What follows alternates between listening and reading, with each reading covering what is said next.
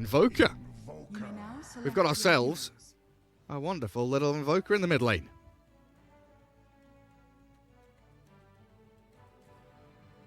I'm assuming this will be Crosswex.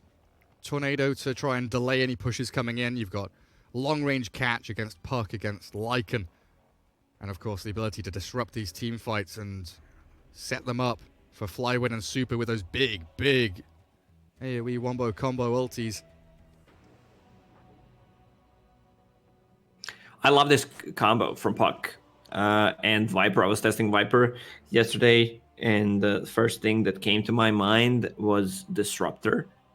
Like using the Static Storm and Kinetic Field, and then Viper Nether Toxin on top of that. Like you can just team wipe them with the 2 spells, and it's not that hard to execute. Now, just with get Puck, a 5-man Static Storm. No, I mean with Puck, it's even easier to do so. Yeah. Nether Toxin deals more damage over time, and the longer they stay, it's more damage, and it's simple Dota. Like look at the heroes on EHOME side. They don't have the only like complicated thing to do is cast Dark Willow spells. Everything else feels pretty easy to me. Try and toss back heroes and make sure you don't toss back creeps. But it is quite straightforward for EHOME. I think the same thing has to be said about RNG though. The way that the 4 heroes there, Flywin, Super, September, Monet, these guys can run around causing absolute chaos. And if it is a Crosswex Invoker, they've potentially got 5 heroes that can roam around, look for kills, and continue fighting. While EHOME kind of desperately need early items. I'm assuming Lycan still goes the kind of Helm of the Dominator, Necro Book. I don't know if we see Ags continue to be a popular item pickup on him. But it's most certainly an objective. His Ags got changed. Oh, yeah, he gets the Wolfpack shapeshift stuff, doesn't he? Oh, he can... Yeah. It's not the wolf summoning anymore. Wolf Bite. Target an allied hero to convert them and provide shapeshift properties, including melee. Very, very interesting Ags. Thank you, Sir Action Slacks, for inventing that. So what do we have here? Flywin Sand King, position 3 SK. September on your 4 Mirana. Setsu mid Invoker, Super on the 5 Warlock, and Monet on this Night Stalker, position 1. You know, we saw it at ESL, TNC utilizing it to some pretty monumental heights, honestly, the way this Night Stalker suddenly came out in that event and became a position 1 hero with the Aghanim Scepter. Now everybody's doing it. Look at the starting items on RNG. Mirana, Headress, bottom lane, Warlock with the Headress. So they want to win the lanes this game. They got stomped. Now they want to have enough sustain. Bottom lane, not too much can happen. It's safe lane Night Stalker, so they just want to survive, keep farming until there's a nighttime time, then start playing a bit more aggressive. Headdress on the Dark Willow as well. So no bucklers, no bassies coming out from either side. Bottom bounty runes fully secured up there by the Dire team. Arrow connecting beautifully there. Flywin snags the bounty rune. The other one gets denied by the Sylar Lycan Wolf though, as we see it fade into the ground and die a warrior's death as it valiantly killed off that evil rune.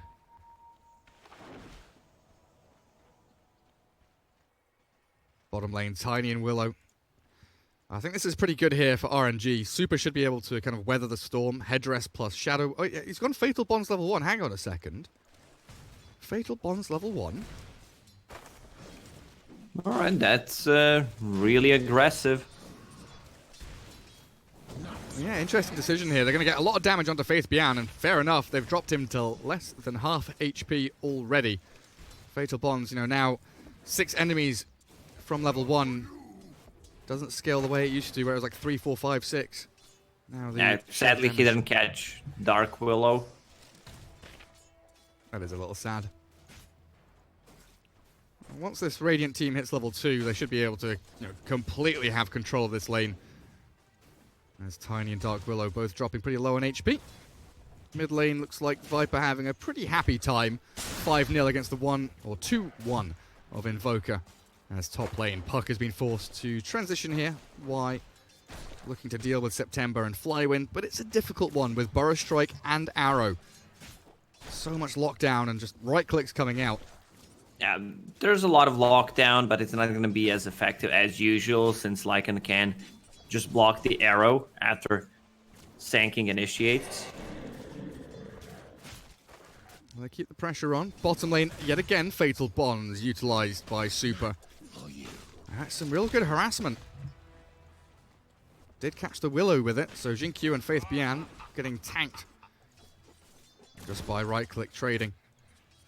So looking at this mid lane now, Lukas, Setsu 3 and 4. He's gone Exort build just to try and lane against this Viper, but nothing to say. He seems to have a pretty firm grasp on this lane.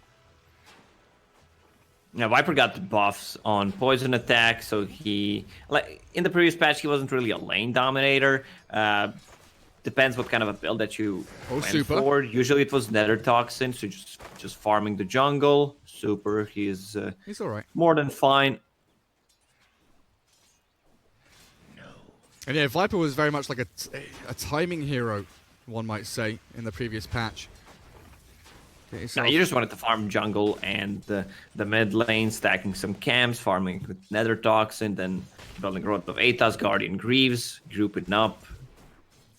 Nothing too flashy. A buckler down here for Faith Bian now. Try and mitigate some of the damage incoming from Warlock and this Night Stalker. Sentry wards up top for Y. Watching Flywind under the Sandstorm, dropping him low, and Y even jumps and jaunts to the orb. We'll have to fall back, though, as a potential Burrow Arrow is being set up there by September.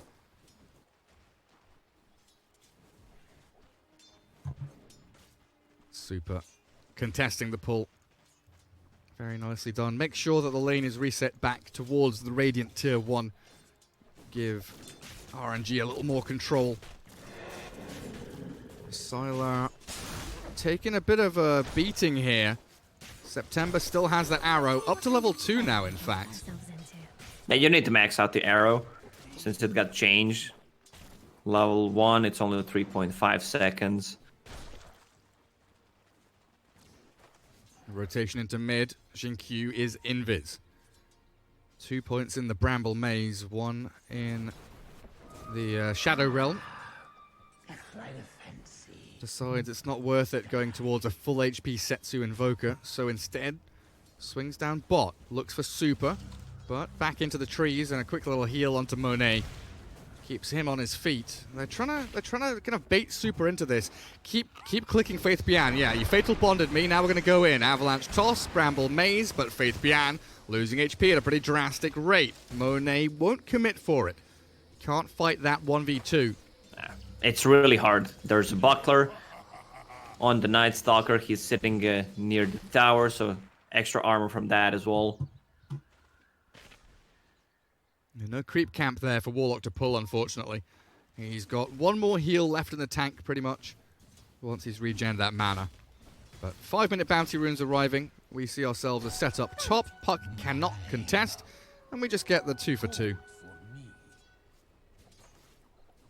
Since it's Quas Exert Invoker, like you want to set things up early on with the Burrow Strike, with an arrow. You have this global presence from the Sun Strike, but still couldn't find any openers. Nothing just yet. It's so hard to rotate into mid as well. Double Wraith with a magic wand, level 2 corrosive skin. You can't really gank the Viper. So if anything, you know, it's going to be that kind of 9.5 minute, 10-minute moment where potentially Radiant team decides to go top, maybe push with Catapult Wave onto Tier 1, or they defend their bottom Tier 1 against Catapult Wave and they bring, you know, Sand King Mirana with a Sunstrike globally to try and get a kill. Right now, RNG not forcing the issue too much. Faith Bian gets a toss back on the creeps. Monet will force him all the way back to his own Tier 1 as Sylar somehow snipes out that Radiant Courier. Looks like the Wolves taking out Flywind's little Courier. Haste Rune for Viper. A lot of elusive heroes in this game. Mirana with the leap, Puck, Phase Shift, Illusory Orb, Sandstorm. That's one of the reasons why we are not seeing any kills. Man, Setsu, 4 stacks of that poison attack. TP's to Shrine straight away, and they make a play down bottom lane. September. TP down, Sunstrike's there, and a quick little blow up with first blood 6.5 minutes in. Setsu claims it. Good little rotation. Oh, they're trying to make a move on top lane. Do they have a dust? There's a Sentry Ward on Puck. Sandstorm there. Do we have it? Sentry Ward out, Flywind trapped, and Flywind killed. Faith Beyond did lose his courier somewhere. Who got that? Monet. Down at bottom. Faith Beyond's going for the Avatos. Good amount of damage, half HP Monet. Night Stalker has 10 1 charges and a salve, so he just walks it off, will heal back up pretty much to full, and can stick around wherever he wants to. Oh, mid lane. Looks like a 2-man rotation in. They kill a Viper, lose September in the trade. It's still an okay trade for RNG. They needed to use pretty much everything to get him down.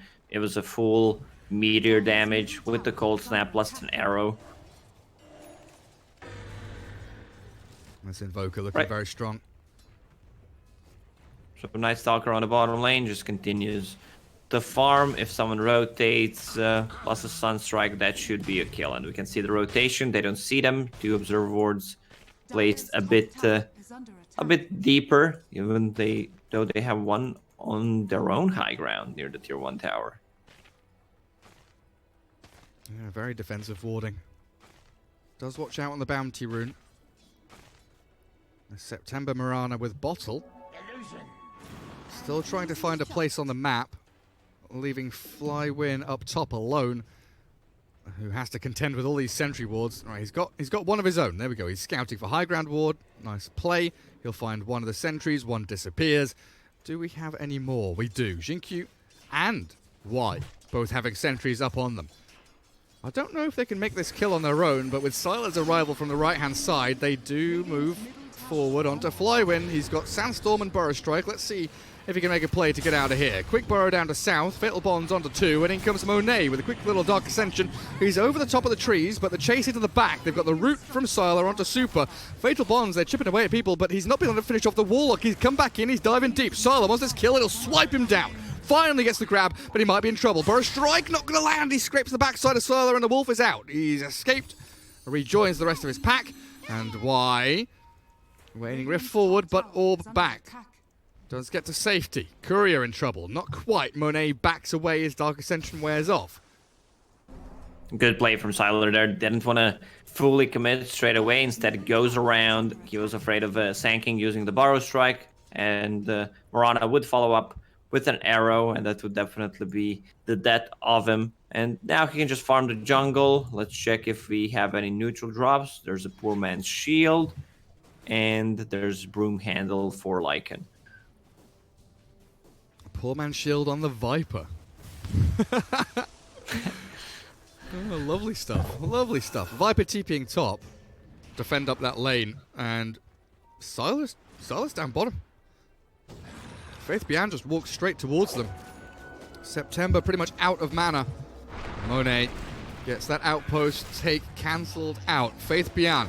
He's 1 versus 2 here, but he's got Sylar's creeps. He's going to kill September. They get the outpost, but now Monet's in trouble. The heal from the Warlock comes through, but the Cursed Crown's going to stun him up and maybe even catch a Super on the side. They've got the Dream Coil down, and this poor Night Stalker, he's a goner. Snap goes the coil onto Super, and the 3 EHOME heroes dive under the tier 1 and get themselves a beautiful triple kill pretty much, as Mirana, Night Stalker, and Warlock all die. Outpost will get reclaimed. And EHOME really looking solid in this series now. That's what I wanted to see. Fighting for the outposts. One hero just trying to... Yeah, trying to, what do you call it? Summon it, activate it, and Tiny Pray. stuns them. Yeah. They're praying at it.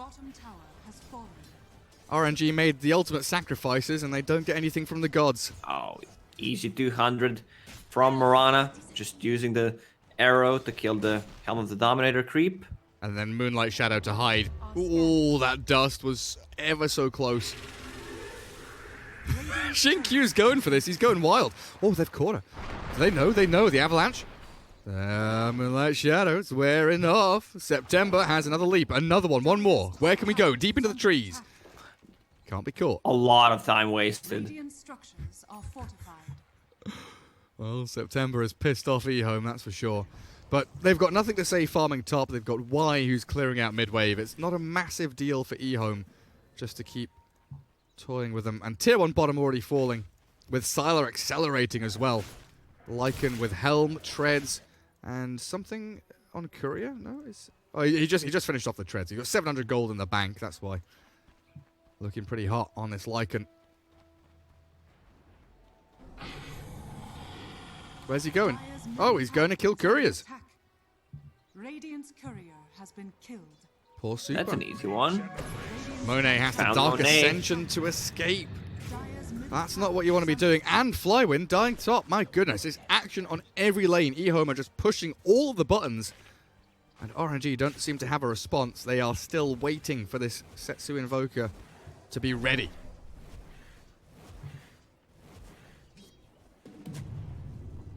RNG do have a lot of combos, though. Once they group up, once they've got this Veil on Sand King, Fatal Bonds, Chaotic Offering, Sunstrike, Meteor, all being amplified up. Yeah, I don't think they want to take a fight right now. They could with Warlock, since they didn't use the Rock. 4 points in Fatal Bonds, that's a lot of damage. But they can slow things down. Like, they don't necessarily need to fight right away. Getting a pick off would be nice. But the Night Stalker still needs 2,000 more gold to farm his Aghanim Scepter. I love this build on Warlock. 4-2-0-1. Yeah, if you put more than 2 points in Shadow Word, you're not playing Dota correctly, period. Sometimes, I mean, I very often go 4-4-0. But I always max out Fatal Bonds first. Shadows, take us.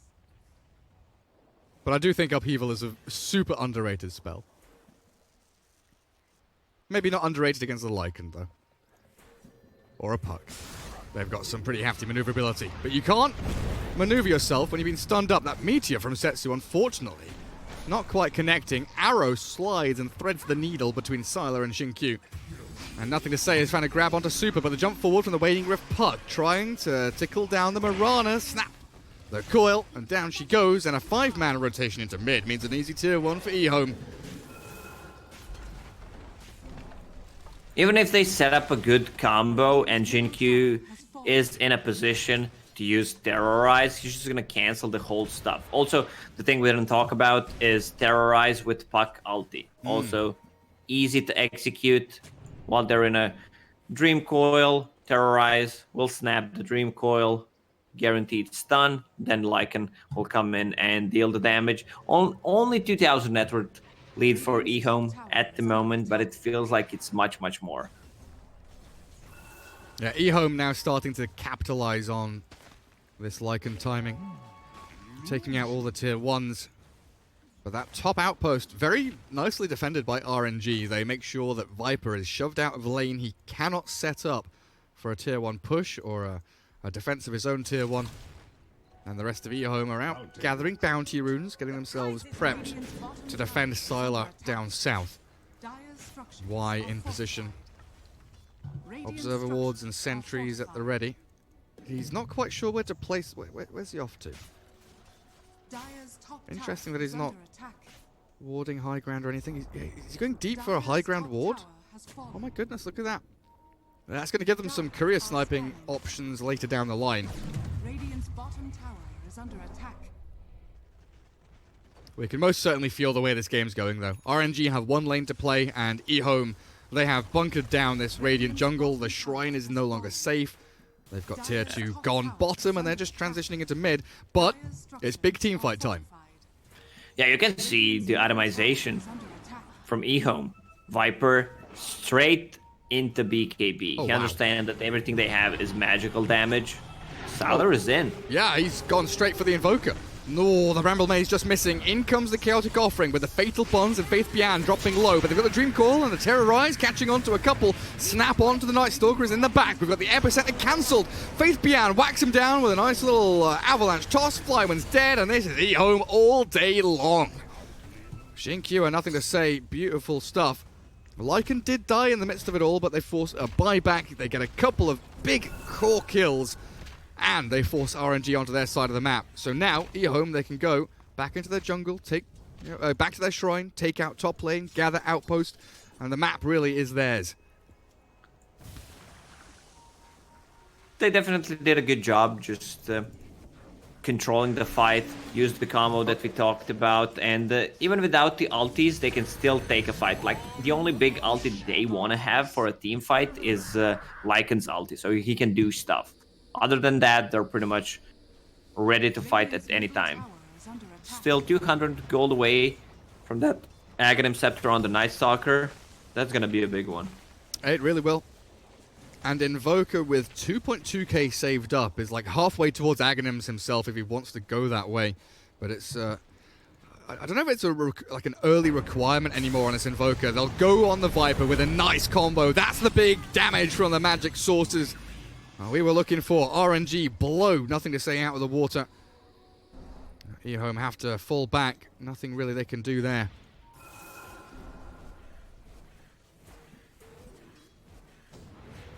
RNG by themselves a bit more time. Sylar. Oh, he's got Dragon Scale. More tower damage. Necro 2 is on the way. Yeah, on the courier. Alright, tell me a perfect hero for Dragon Scale. Go. You have one guess, Gary. You're going to say Dragon Knight, but I'm going to say Huskar. I want to say Jakiro. Oh, okay, yeah, that's fair enough. You know, Jakiro's... It's a dragon.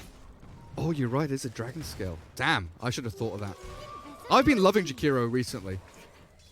The fact that you get... I mean, the Liquid Fire with Dragon Scale, you deal like 300 damage on the tower with one hit. It's insane. And you go for the 300 attack range talent or whatever it is. It's just super good. Well, I've honestly only been picking heroes that have XP talent and then a GPM talent. So like XP talent at 10, GPM talent at level 15. I'm a position 5 with more experience, more levels than like my mid lane of most games. I freaking love XP talents, man. XP talents might be gone from the game. Yeah, I'm abusing them as quickly. That's just my thought. Since we have the outpost and it's really not fair. All right, let's go. Fate Beyond's in. Oh, goodness gracious. Yeah, look at him. Warlock does have Chaotic Offering. He might just be forced to pop it out here. Super doesn't land the rock, and he's dead for 30 seconds. So focus on the Flywind now as the arrow lands onto the Archer of the Necronomicon. But with Sand trapped in the middle of 4 heroes, they need a Tornado EMP to try and force EHOME back. Monet's in very deep. He focuses on the Sylar now, but he's not good enough. With September leaping over the hills, over the trees, and far away, but not far enough away from nothing to say. The Viper clears him up, and again, it's EHOME dominating a team fight. 3-0. And Setsu Invoker just brought up his BKB, but it feels a little too late. And they're pinging the bottom outpost. Seems like they're gonna be controlling both of those, getting XP only from the one, but denying it from RNG. Let's see the bounty. Alright, so far, EHOME just controlling the whole map at the moment. This position 5 puck, 5k net worth, 4 staff, moving straight into Aghanim Scepter.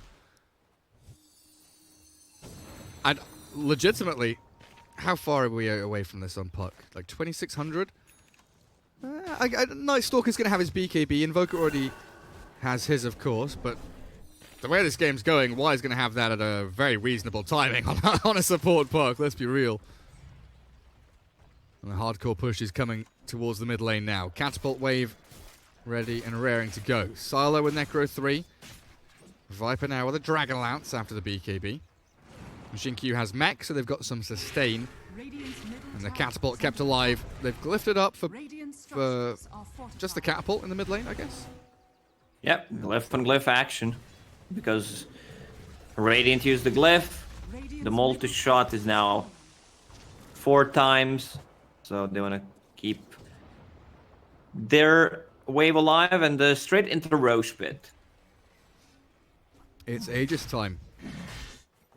Let's see if they can grab it up without any shenanigans from RNG. They've got everything they need to try and defend this. Roshan, about a third of his HP, a quarter of his HP. He's about to drop. They've killed off White, but that is just a bit of a bait there. Drawing the attention of RNG away from the Roshan area. Sylar, shapeshift to run away, but they've got the jump. Fatal Bonds with the Burrow Strike and a combo from the Invoker, but a nice Terrorize. Beautiful from Xinkyu. Stops them in their tracks, and Sylar is absolutely safe. He's fine. Oh. For a second, Sylar was like, yeah, I needed that Aegis, but usually you do not want to give Aegis to any transformation heroes. So it's way better to have it on the Viper.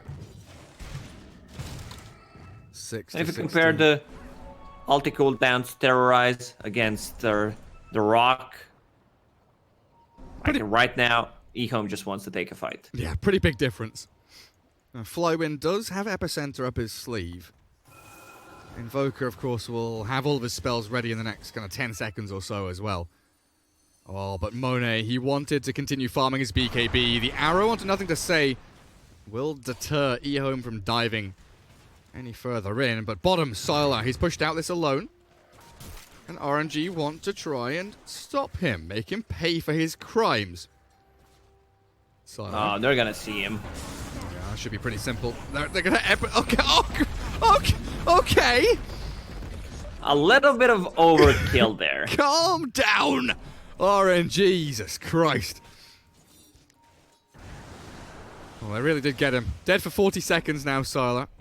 Working on his own BKB, and it's that period of the game now where everyone and their mother's buying up the BKBs just to try and win that final team fight of the game. If you're coming from EHOME's perspective, or to try and defend and win and come back with a high ground defense as RNG. And Puck now about 1,200 away from Aghanim Scepter. That's gonna be a big one. Oh, here comes Tiny. Toss, Bramble Maze. Nice Moonlight Shadow Burrow back from the Sand King.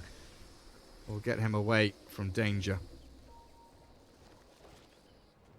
Does Monet have BKB yet? 200 gold. Oh, hello. Well, that's Innocence once again a step too far, and they might be able to get more. That's a sick two-man burrow. No follow-through, unfortunately, there for Flywin. But an Arcane Rune, if Invoker wants it, Sand King will take it. Yeah, one of the reasons, probably the main reason why position 5s are so rich is that Observer Wards don't cost gold. So Yeah. you can just buy sentries and buy items for yourself. The economy for supports now is pretty massive. So Monet has BKB. Blink is queued up with a Nullifier on top.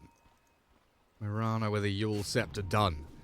And RNG, they want to force something here. Sylar is the target of Sylar, choice. not again. 2 in a row is it going to be with the Fatal Bonds and the kitchen sink thrown onto that poor little Lycan. They're going to try and catch the Willow, but Shadow Realm and TP home will keep her nice and comfy, cozy back in the fountain.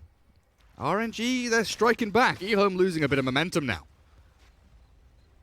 Yeah, this is gonna set them back quite nicely. And you were saying that Aegis, you kind of feel natural giving it to the Viper rather than the Lycan, because of that shapeshift, because you don't want to give it to the Lycan particularly. And now, Sylar has pushed it. I mean, we can consider Sylar pushes out bottom lane, gets caught, pushes out top lane, gets caught. He's trying to shove out these lanes, but is that his job? Is that where he's meant to be, split pushing alone? I think he just needs to fight with the team. Viper has this Aegis. They're not gonna get anything out of it. It's gone in a minute. Arrow. Oh, BKB TP out. See ya. Like, Warlock has double bracer mech at 25 minutes. This is something you would dream of having a couple of months ago, a couple of weeks ago. So they will add a bit more sustain to their side. Invoker now has Ags. Cataclysm added to his arsenal of abilities. Man, Fate Beyond is so farmed. Has Titan Silver on top of Shadow Blade. Like, it increases his base attack damage, and Tiny base attack is extremely high. So he's sitting at 300 damage at the moment with the double strike from Echo Saber. Nice burrow with a Cataclysm. Dark Willow obliterated, even with Faith Beyond trying to help out. He's got himself away from danger, but there's the clumsy net to hold him in place as Sylar considers the dive in, but Burrow Strike from Flywind stops the minions from swarming, and an EMP to zone him out will stop EHOME from committing. So that's Shapeshift down. Tiny still has the blink, the Avalanche Toss if he wants to blink, but it's on cooldown for 3 seconds. EHOME back up, and now they feel timid. They feel scared. This is RNG hitting a very interesting moment in the game where they've got BKBs. They are incredibly strong with their combos, and they EHOME are afraid. The fear is in them. And they are. They lost the momentum because Sylar died twice in a row. RNG, the magic amplification from Veil, and Sanking now with the Blink Dagger can set things up easily. Fatal Bonds. There's a ton of magical damage, and they don't have a pipe carrier in their team. Right, Lacoste? Yes. When did Viper buy BKB? First item, still 10 seconds. It was like 16 minutes in or something, right? Like super early BKB. Hasn't used it once. Monet with the help of Flywind. Not able to catch the puck, and the turn comes in. Nice chaotic offering to try and delay this fight with the heal. That Sand King lasted a lot longer than expected, but Sylar, he's diving in the back. He's got a BKB, and he is hunting for Warlock. Should be super falling here as the Wolf surrounds him. The pack is ready and slices him down. Monet has to be a little bit worried about this as well. They have the backup of Faith Beyond, but another combo, Blink and for Toss ready. But BKBs are ready for the Radiant as well. They finally wear off on the Night Stalker, and in comes the Tiny. He's silenced up though. He can't get his Avalanche out until far too late, and Setsu with his BKB, way late in the fight, throws the Cataclysm out, kills off Y, but it might not be enough. Flywind, he's still got Epicenter. So many cycles of this fight. Keep going with ultis and BKBs continuing. EHOME still have the upper hand though. If they've got reveal, they'll find September. Moonlight Shadow expires, and a 3-for-1 as that Undying Helm. Oh, another Starstorm. Faith Beyond dodges the arrow. You can't get the trade back kill. This is exactly what they needed. A fight with Lycan using his BKB before dying. And Viper is extremely tanky. Sanking got caught out of position. Maybe they did a little bit of overkill with Terrorize, with Puck's Dream Coil. Now even Puck has that Aghanim Scepter completed, so that's going to be a whole different story.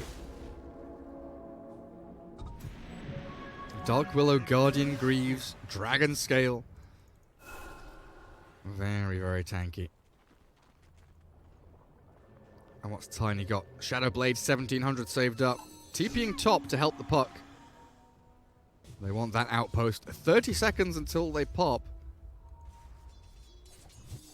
Should be able to get the top lane. No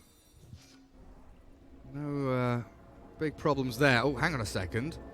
Hang on a second. You're TPing in for this? No, you're not. No, you're not.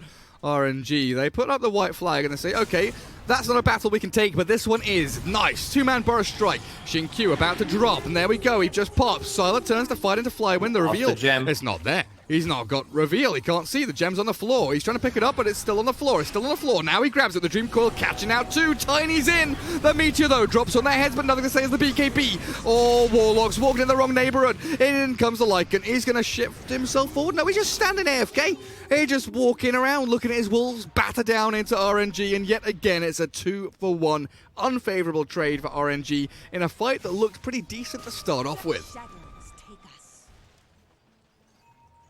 For a moment, I thought they were going to lose the gem, lose the Lycan because his BKB was down, but they turned things around. Puck with nicely placed Dream Coil, and even if you have a BKB, like you just need to stand your ground, and this is where the damage is going to come from.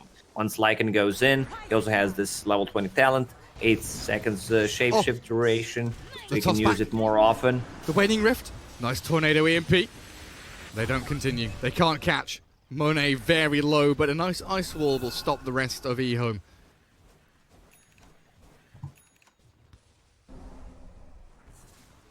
Roche just spawned, so this is where EHOME wants to take a fight. I mean, ideally it's not good for them since you're playing against the Warlock and the Sand King, and they would gladly take that fight, but if they get a 1 kill, they can easily turn that into Roche. They are straight in the pit. Sunstrike will scout it out. Dire are Setsu sees what's going on. Radiant Obs Ward. A little deep here. Dire Observer Ward.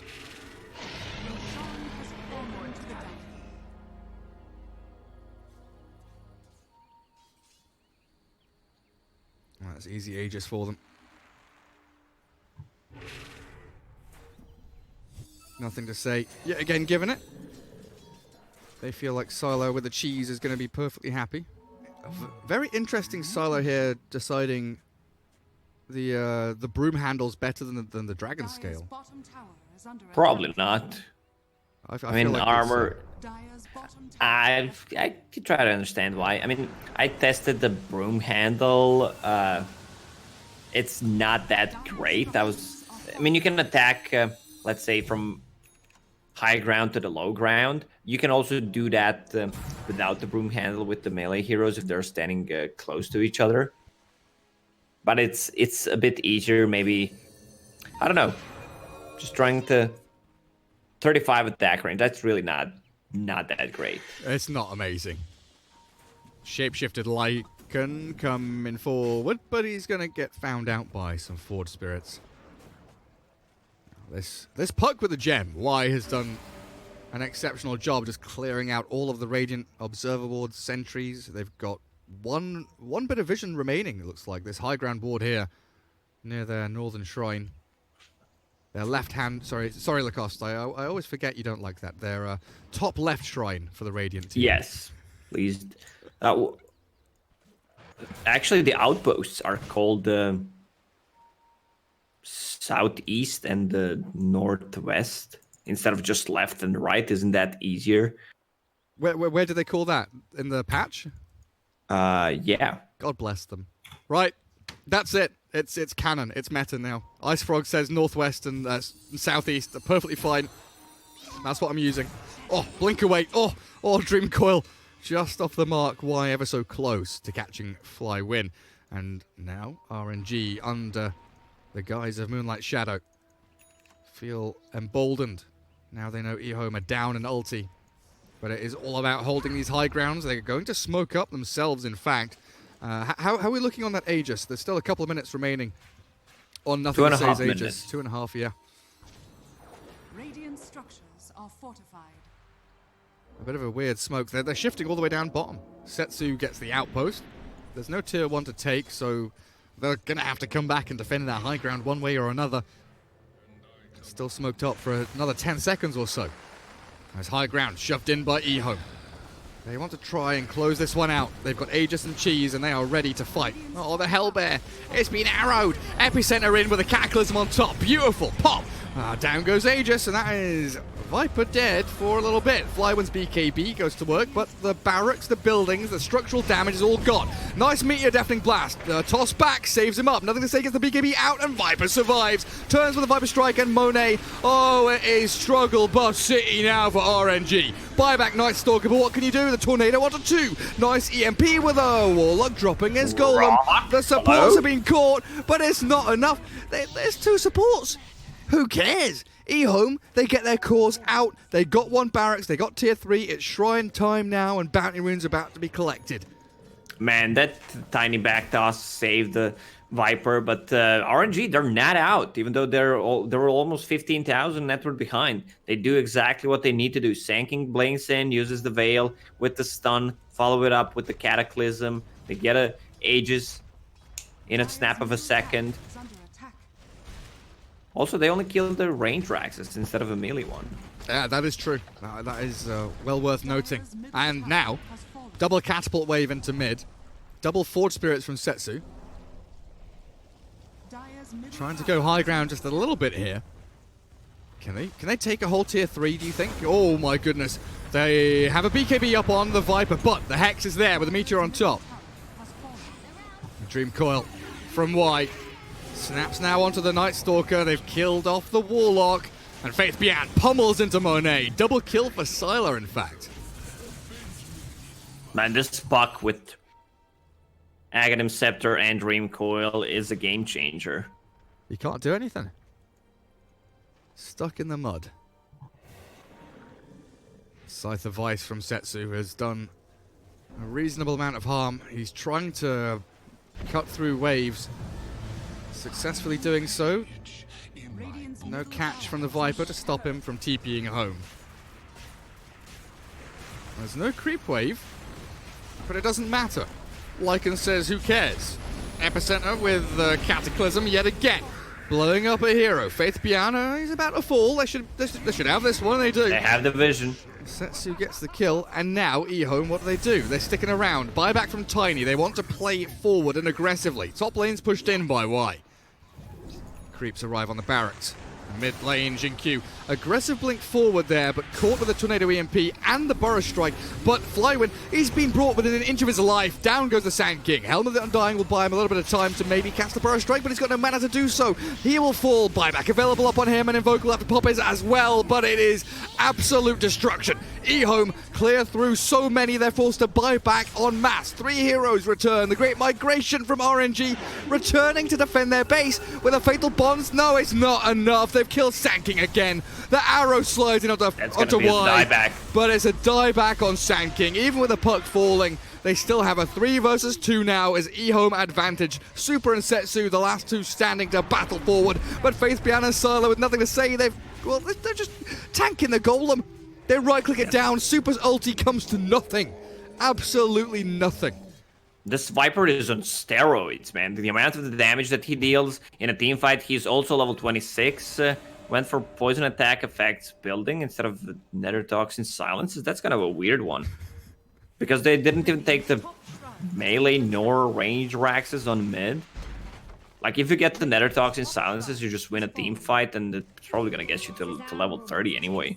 And then unlock the whole talent tree. I think Nether Toxin Silences would be much more of a value. I'd probably agree with you.